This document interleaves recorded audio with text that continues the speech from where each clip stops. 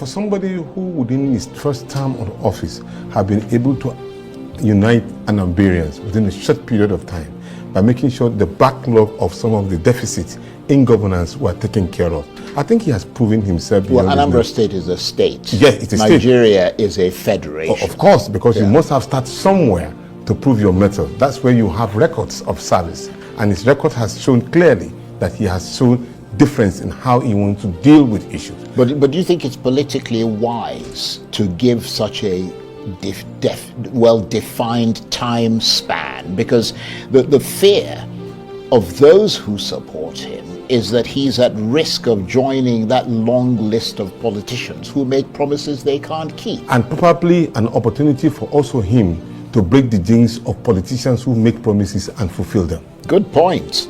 Because when you look at the situation, there's so much decay in the system that only one or two things that you will do as a president, and then it will wipe up a lot of tears in the eyes of people. This is somebody who, even before he is a president, has traveled up to Egypt, going to study how the electricity issues have been salvaged in that country.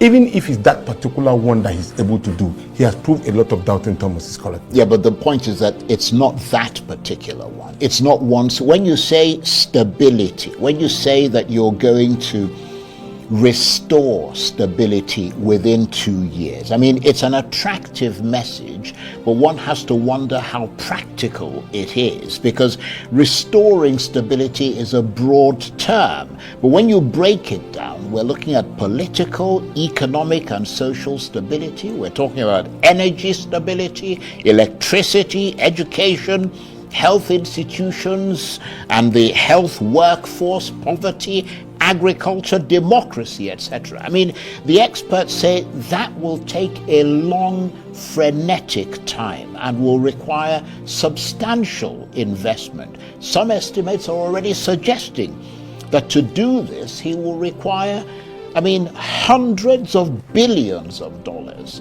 Where is he going to get that kind of money? Or you haven't thought that through? Do you see me smiling at you? I see you smiling at me. Because there's particular indices in this country that unify us. We are divided religious, tribal, and ethnic line. For a very long time, for me particular, who I'm from a northern part of this country, and I've seen how the decay in the system have been. I've been a presidential candidate, I've been a chairman of all political parties and all, and I know the historical background of this country. This is an opportunity to unite this particular country, and Peter Obi is a unifier. Let me give you an example. A lot of our brothers and sisters in the southeast feel annihilated and deny the right to put in place leadership. Let's assume now all of us now agree and say, Excellency Peter Obi, take the mantle of leadership. Do you know what that means? It's a single unifying factor that can unite the country within a short period of time. Just that announcement and allowing him or supporting him to become president. Do you know the number of people that would have come back into this economy? Most of the people who have traveled out of the country, both of them are technical academicians. Everybody will want to come back just because he's running for election. 12.5 million Nigerian youth registered to vote. It's a unifying factor. And if he can be able to bring the best of our Nigerians back into the country, I can tell you he can take care of economic situation, he can deal with the issue of tribal sentiment, he can deal with the issue of religion, he can deal with the issue of lack of education, because this is a man who has been able to bring his own people from the dwelling of 26th position in Y to number 1. It's a practical example. So if he has already done that within short period of just even 1 year, you do this and put them in a practical form, he has succeeded. Well, it all sounds brilliant listening to you talking, but the reason I'm asking you this is that people want to have a very clear picture of what he is saying he'll do and how he intends to do it, because they fully intend to hold him to account when and if the time comes. So in a sense, this is a warning to him.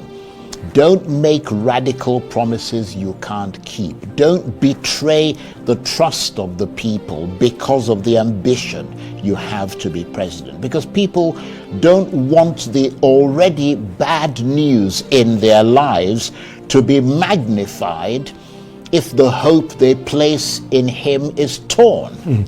Can you imagine for a single one person, that's Peter Obi, to be in charge of the obedient movement. The most challenging people who are angry for good governance and demanding for good governance are in the obedient movement. They have put up a template. On a continuous basis, they checkmate him, and he's been able to show capacity on that. If he can weather the storm of the younger generation, I don't think he has problem of weathering the storm of the Nigerian situation, because already he has been put onto a test mark. At every point in time, no single presidential candidate, as of today, can withstand to go on a Twitter space and face those Nigerians who are angry. No single one.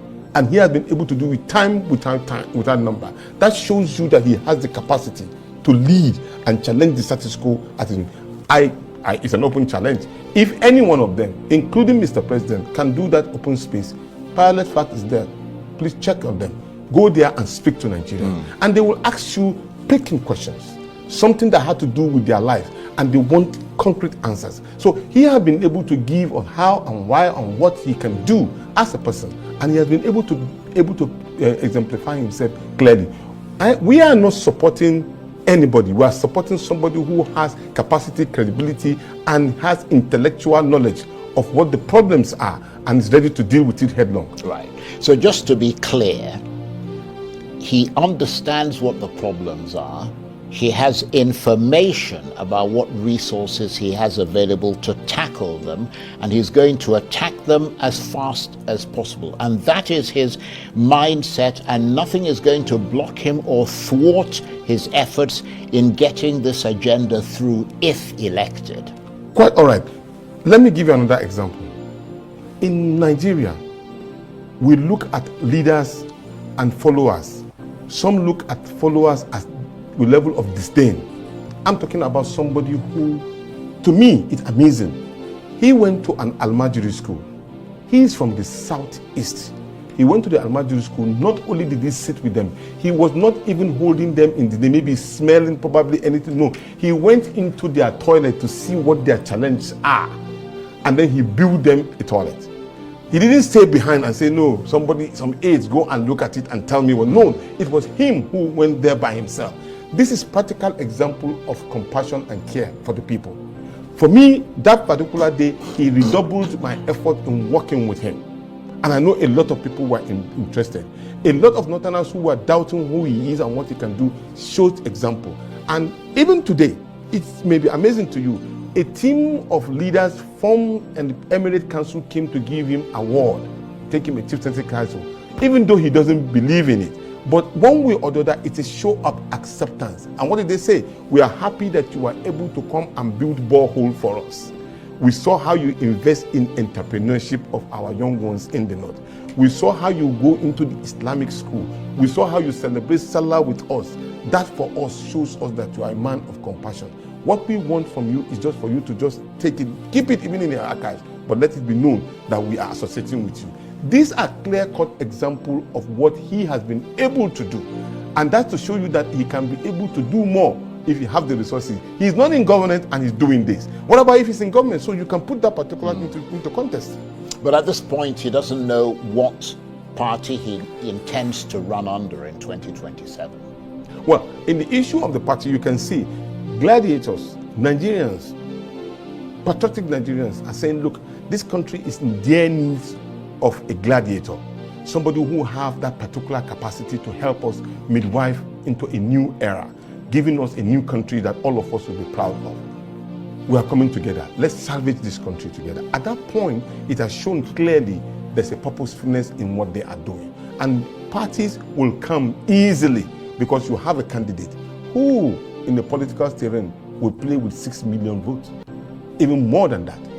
As a political party, you will be running after that particular candidate. But at this point, you and Peter Obi are still members of the Labour Party. Oh, yes. You are in the Labour Party I am. Yourself. Yes, I am.